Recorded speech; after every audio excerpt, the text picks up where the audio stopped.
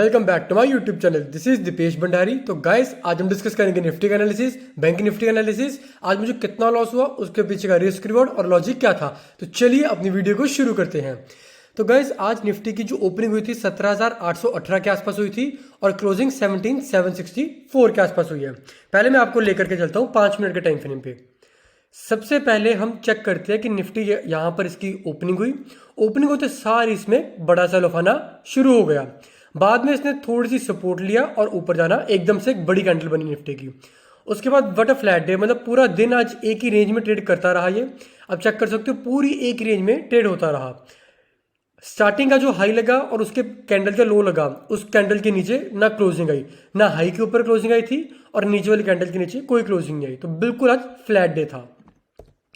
तो गैस कल के लिए अब चेक करते हैं हमें क्या लगता है और किस लेवल पर आकर के हमें तेजी या फिर मंदा करना है। पहले मैं आपको लेकर के चलता हूँ 30 मिनट के टाइम फ्रेम पे। 30 मिनट के टाइम फ्रेम पे मेरे को ये समझ में आ रहा है। ये देखो आप, सबसे पहले एक रेजिस्टेंस, दूसरी, तीसरी और ऑलमोस्ट अगर ये ऊपर टच कर जाती तो फोर्थ रेजिस्टेंस भी हो जानी थी। अब मेरा कल के लिए ये मानना है, मैं 30 मिनट के चार्ट पर देखकर ही आपको अपना व्यू शेयर कर रहा हूँ। मेरे को क्योंकि ऐसा लग रहा है कि 5 मिनट की कैंडल अभी मेरे हिसाब से चल नहीं रही, जो मैं ट्रेड ले रहा हूँ उसके अगेंस्ट ही चल रही है। तो मैं एटलीस्ट अगर मैं छोटा टाइम फ्रेम देखूंगा तो 15 मिनट का देखूंगा और बड़े से बड़ा मैं 30 मिनट का, 1 घंटे का या फिर 1 दिन का टाइम फ्रेम देख करके डिसीजन लूंगा। अब एक ही दिन में जैसे आज मार्केट पूरा बंद हो गया, अब मोमेंटम हमें कब मिलेगा? मोमेंटम हमें तब मिलेगा या तो ये वाली या लाइन एक जो हमारी रेजिस्टेंस है या एक बारी ब्रेक हो जाए। उसके बाद जो अपने टारगेट रहेंगे, सबसे पहले 861 का, दूसरा जो रहेगा वो 969 के आसपास का और जो तीसरा रहेगा तो वो लास्ट हम टारगेट एक्सपेक्ट कर सकते हैं 18,195 के आसपास का। तो ये 3 टारगेट के लिए हम प्ले कर सकते हैं अगर एक बार यहाँ पर कहीं ब्रेकआउट आ जाता है। जो स्टॉप लॉस रहेगा वो जो भी नीचे सपोर्ट बनी होगी वो हम स्टॉप लॉस काउंट कर सकते हैं।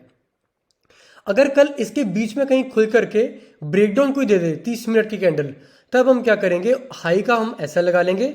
जो फर्स्ट टारगेट रहेगा अपना वो 585 का पहला टारगेट रहेगा, दूसरा टारगेट 516 और तीसरा लास्ट एंड फाइनल टारगेट 440 तक के हम एक्सपेक्ट कर सकते हैं। अगर 440 भी टूटता है तब आराम से 17,200 के आने के ज़्यादा चांसेस हो जाएंगे निफ्टी में। डेली बेसिस पर आपको मैं एक ओवरव्यू और एनालिसिस शेयर कर देता हूँ। एक बार इसको मैं ड्राइंग को थोड़ी हटा देता हूँ। तो गाइज आप चेक कर सकते हो मार्केट थोड़ी सी डाउन ट्रेंड में हमें दिख रही है। एक प्रॉपर ब्रेकडाउन आया, उसके बाद मार्केट थोड़ा सा ऊपर जाकर रेजिस्टेंस फेस कर रहा है। बट जो ब्रेकडाउन आया था उसके बाद मार्केट ने ग्रीन कैंडल ऊपर क्लोजिंग कर दी है। तो market look little bit confuse. अब क्लैरिटी इसकी तभी आएगी जब ये 900-950 के ऊपर निफ्टी एक बार फिर से क्लोजिंग देने में सक्सेसफुल रहेगा। तब हम मान सकते हैं कि मार्केट एक और अप ट्रेंड के लिए शुरू हो चुकी है। बट अगर ऊपर कहीं जाकर के नीचे क्लोज दे, जो मेरी सपोर्ट बन रही है वो बनेगी 18,640 या 600 के आसपास। अगर 640 से 600 के नीचे बंद मार्केट कर देती है तब हम जो टारगेट नीचे एक्सपेक्ट कर सकते हैं। जो पहला टारगेट रहेगा 17,500 का। अगर 17,500 भी किसी अगर एक दिन में क्रॉस कर जाएगी नीचे की तरफ, तब हम 17,200 के डेफिनेटली टारगेट एक्सपेक्ट कर सकते हैं निफ्टी में। अब बात करते हैं बैंक निफ्टी में। तो बैंक निफ्टी का आपको मैं एक बारी और एनालिसिस इसका बताता हूँ। इसको पहले हटाते हैं। तो बैंक निफ्टी का क्या हुआ, ऊपर गया डेली बेसिस पर ब्रेकडाउन आया। आपको मैंने यहाँ पर बता दिया था एक बड़ा ब्रेकडाउन आया है। उसके बाद मार्केट मतलब बिल्कुल बहुत बुरी तरह नीचे गिरी, नीचे को अब सपोर्ट बना रही है और थोड़ा ऊपर साइड पे जा रही है। अब बैंक निफ्टी को जो बड़ी रेजिस्टेंस मिलेगी वो 41,880 के आसपास या फिर 42,000 की रेंज में रेजिस्टेंस मिलने के चांसेस हो सकते हैं। जब तक इसके ऊपर बंद ना हो हम ज़्यादा तेज़ी पोजीशन वाली नहीं बनाएंगे, तब तक हम थोड़ा सा नेगेटिव रहेंगे। बट एक बार इसके ऊपर बंद हो जाएगी तब हम थोड़ा सा वैसा व्यू बनाएंगे। अब मैं चेक करता हूँ इसका बैंक निफ्टी का। तो बैंक निफ्टी एक जो सपोर्ट अच्छी खासी आज बैंक निफ्टी ने ली थी वो ली है इस लेवल के आसपास, वो है 325 का जो लेवल है। तो 325 के आसपास इसने आज अच्छी सपोर्ट ली है। ओपनिंग ये भी निफ्टी की तरह हुआ था, थोड़ा सा निफ्टी से बेटर हुआ था आई मीन। तो ओपनिंग होते सारे इसने अच्छा परफॉर्म करना शुरू कर दिया था। निफ्टी 0.50% नीचे थी और ये 0.25%, 0.30% बैंक निफ्टी ऊपरी साइड पे परफॉर्म कर रही थी। ये 2 ग्रीन कैंडल आप चेक कर सकते हो, बैंक निफ्टी की ऊपर थी और निफ्टी की नीचे थी। उसके बाद क्या हुआ, एक बड़ा एक दो सेल ऑफ आया। बाद में वो भी पूरा एक ही रेंज में 30 मिनट के कैंडल में आपको आराम से पता लग जाएगा, एक ही रेंज में ट्रेड होकर के आज मार्केट बंद हो गई है।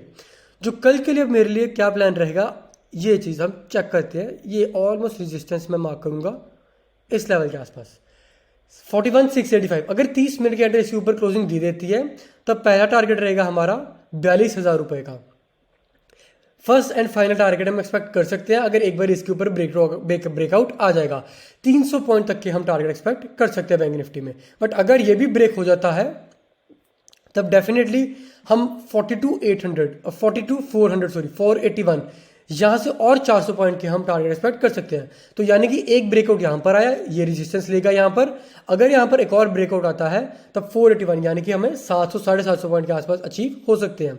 अगर यहाँ पर खुलने के बाद कहीं ब्रेकडाउन आ जाता है 30 मिनट की कैंडल का, तो सबसे पहले जो सपोर्ट निकल करके आएगी वो निकल करके आएगी 4800 की, यानी कि सेल ऑफ बहुत बड़ा आ सकता है, ऑलमोस्ट पहले 400 पॉइंट का आएगा। उसके बाद जो सपोर्ट रहेगी वो 41,600 के आसपास, 41,600 की हम जो यहाँ तक के टारगेट एक्सपेक्ट कर सकते हैं। यानी कि यहाँ खुलने के बाद ब्रेकडाउन, उसके बाद सपोर्ट लिया तो ठीक, नहीं लिया तो 40,100 के, जो हम अगर रेंज कैलकुलेट करेंगे तो ऑलमोस्ट 3%, 2.80% के हम टारगेट एक्सपेक्ट कर सकते हैं जब ब्रेकडाउन आना यहाँ पर सक्सेसफुल हो जाएगा। तो अब चेक करते हैं मेरा जो क्या मैंने लॉसेस किया उसके पीछे का रिस्क और लॉजिक क्या था। सबसे पहले चलते हैं एंजल वन पे, आपके लिए एक बार मैं रिफ्रेश भी कर देता हूँ। जब तक रिफ्रेश होता है, हाँ हो गया, हम ऑर्डर्स पे चलते हैं और पोजीशन पे देखते हैं। तो जो आज हमने लॉस किया है वो 15,000 का किया है। एक जो मैंने ट्रेड ओपन रखा है वो ये दोनों रखा है 18,000 की CP। ये मैं आपको बताता हूँ उसका लॉजिक क्या है। ये थोड़ा सा मैं अभी मार्केट से थोड़ा सा ब्रेक ले रहा हूँ, अभी बहुत छोटी क्वांटिटी से ट्रेड लूँगा, जितना मेरा कैपिटल बचा हुआ है ये कैपिटल मैं थोड़ा प्रोटेक्ट करना चाहता हूँ। मैं नहीं चाहता बार बार वो डिस्ट्रॉय होता रहे। तो अब मार्केट मेरे हिसाब से नहीं चलेगा 5 मिनट 15 मिनट की कैंडल, तो मैं बड़ा टाइम फ्रेम देखूंगा। मैंने एक 17,800 की मैंने सी सेल की थी जिसमें मेरे को 10,000 का लॉस हुआ था। 17,900 और 600 की मैंने सी भी सेल की थी जिसमें अगेन ऑलमोस्ट 5,000 के आसपास का लॉसेस हो गया था। तो ये मिलाकर के ऑलमोस्ट मेरे को 15,000 रुपये के आसपास लॉस हुआ था। ये हम थोड़ा सा निगलेक्ट करेंगे क्योंकि मैंने थोड़ा आउट ऑफ द थिंग मैंने ट्रेड लिया है। 18,000 की CEP सेल की है, वो भी दिसंबर की, जिसमें मेरे को प्रीमियम मिला 1210 और 821, जो आई थिंक 2,032 रुपये के आसपास इसका प्रीमियम आई थिंक आएगा, 2,031 के आसपास इन दोनों का मिलाकर प्रीमियम आएगा। मैंने ये ट्रेड नहीं ली कि मैं यहाँ पर कमाना चाहता हूँ। अब मैंने ये ट्रेड इसलिए लिया था, मैं थोड़ा सा अपने आप को प्रोटेक्ट करना चाहता हूँ क्योंकि मैं नहीं चाहता बार बार मेरे लॉसेस बढ़े, क्योंकि एक दो दिन में मेरे काफ़ी ऐसे हिट हुए हैं। तो मैं अब ये चाहता हूँ कि जितना मैं प्रोटेक्ट करके खेलूंगा वो उतना अच्छा रहेगा, इसीलिए मैंने ये दोनों सेल कर दिया है। ये जो स्ट्रेटजी है ये over a period of time आपको प्रॉफिट ही देगी। अगर किसी को जाननी है ये स्ट्रेटजी कैसे काम करती है, कहाँ प्रॉफिट बुक कर रहा है, कहाँ स्टॉप लॉस हिट होगा, तो आप कॉमेंट में आप मेरे को बता सकते हो, तो मैं उसके ऊपर भी आपके लिए एक वीडियो लेकर के आ जाऊँगा। तो वैसे 15,000 का अपना लॉस हुआ है और 1,000 रुपये ऑलमोस्ट यहाँ पर गए हैं। तो ये अपना आज का P&L है। अगर आपको वीडियो अच्छी लगी हो, do like share comment and subscribe my channel. Thank you and have a nice day.